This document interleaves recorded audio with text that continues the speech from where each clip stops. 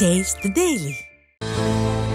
கடந்த 3.5 ஆண்டுகளில் திமுகவின் ஆட்சி காலத்தில் தமிழ்நாடு பார்க்காத பிரச்சனைகளே இல்லை என்று சொல்லும் அளவுக்கு நாளொரு மேனியும் பொழுதொரு வண்ணமுமாய் பஞ்சாயத்துக்கள், பல்வேறு அமைச்சர்கள் மீது தொடர் புகார்கள், பள்ளி கல்வித்துறையை பாழாக்கி வரும் அமைச்சர் அன்பில் மகேஷ் பொய்யாமொழி மீதும், கிளாம்பாக்கம் விவகாரத்தில் அமைச்சர் சேகர் பாபு மீதும், போக்குவரத்து துறையில் அலட்சியம் காட்டிய அமைச்சர் சிவசங்கர் மீதும், வெள்ள பாதிப்பு சமயத்தில் நகராட்சி நிர்வாகத்துறை அமைச்சர் KN நேரு மீதும், அரசு மருத்துவமனைகளில் நடந்த குளறுபடிகளால் சுகாதாரத்துறை அமைச்சர் மா சுப்பிரமணியன் மீதும், மணல் கடத்தல் விவகாரத்தில் அமைச்சர் துரைமுருகன் மீதும், மேடையில் அனாவசியமாக பேசிய அமைச்சர் காந்தி மீதும், டாஸ்மாக் ஊழல் புகழ் செந்தில் பாலாஜி, மேடையில் வைத்தே தன் உதவியாளரை எருமை மாடா நீ என்று ஏசிய MRK பன்னீர்செல்வம் மீதும், நாங்க எல்லாம் ஆண்ட பரம்பரை என்று சாதி பெருமை பேசிய அமைச்சர் மூர்த்தி மீதும் ஒவ்வொரு நாளும் பஞ்சாயத்துக்கள் வந்த வண்ணம் இருக்கின்றன.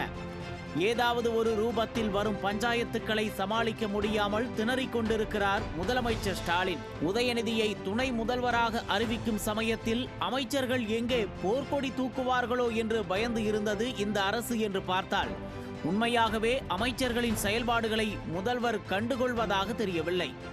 உட்கட்சிக்குள்ளும் கூட்டணி கட்சிகள் மத்தியிலும் ஏகப்பட்ட பிரச்சனைகள் இருப்பதால் அமைச்சர்கள் மீதான இந்த விமர்சனங்களை எப்படி சமாளிப்பது என்று நாள்தோறும் யோசிப்பதிலேயே முதல்வரின் நாள் கழிகிறது. பஞ்சாயத்துக்கள் ஒருபுறம் என்றால், ஊரை கொள்ளையடித்து உலையில் போட்டு இன்று அமைச்சர்களாக இருக்கும் பெரியசாமி, KKSSR ராமச்சந்திரன், தங்கம் தென்னரசு ஆகியோர் மீதான சொத்து குவிப்பு வழக்குகள், அமைச்சர் பொன்முடியின் வழக்கில் நிறுத்தி வைக்கப்பட்டிருக்கும் தீர்ப்பு என்று திமுக அமைச்சர்களை சுற்றி சுழன்று கொண்டிருக்கின்றன ஊழல் வழக்குகள்.